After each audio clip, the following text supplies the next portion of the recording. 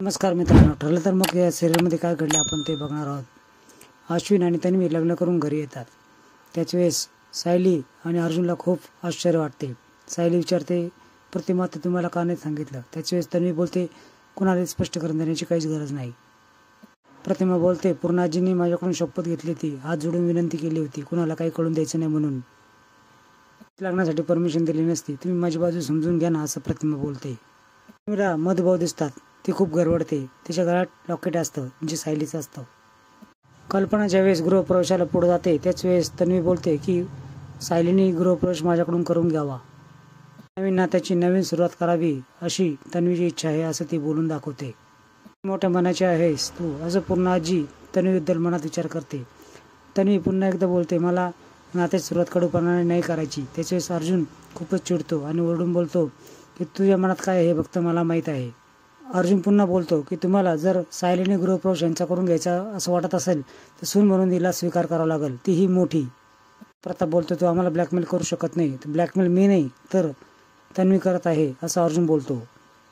सायली मध्येच बोलते, या घरामध्ये सुनेंना किती मान आहे हे मी अनुभवलं आहे आणि पाहिलं देखील आहे, त्यामुळे मी हे करणार आहे. मी गृहप्रवेश यांचा करून घेतल्यानंतर खूप मोठे वाद टळणार आहे. तन्वी गृहप्रवेश केल्यानंतर छान उखाणा घेते. मी जो उखाणा घेते त्याला सायली सडेतोड उत्तर देते. सायली देखील नाव घेते.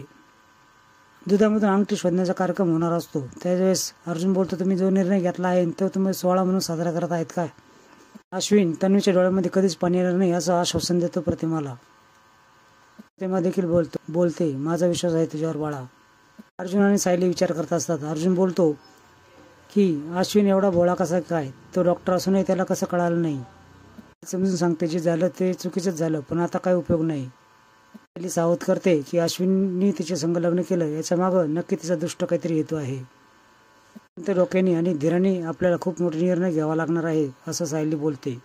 तेव्हा शेवटी वर जाऊन सायलीची माफी मागते लग्न लपून ठेवल्याबद्दल. सायली उदारपणाने म्हणते, तुम्ही पूर्णाजी शब्द पाळलात, त्या पलीकडे काही नाही. प्रतिमाला बोलतो की जे तू केलं आहेस ते माझ्या भावासाठी खूप डेंजर आहे. मित्रांनो, पुढील भागामध्ये तुम्ही बघणार आहात की सायली आणि अर्जुन केस संदर्भात बोलत असतात. सरंजामेसोबत महिपतचा फोटो कसं काय? कारण तो खूप प्रामाणिक आहे असं तो बोलला होता. आपल्याला विलासला कोण कोण भेटलं, महिपत भेटला का नाही जेलमध्ये विलासला, हे शोधून काढणं खूप महत्त्वाचं ठरेल. इकडे नाश्ता घेऊन येत असते तन्वी अर्जुनच्या रूमकडे. केस स्टडी सगळा बोर्डवर अर्जुनने मांडलेला असतो आणि त्याच वेळेस सगळं हे तन्वी बघते. भाग खूप रंजक असणार आहे. अवश्य बघा. व्हिडिओ पाहिल्याबद्दल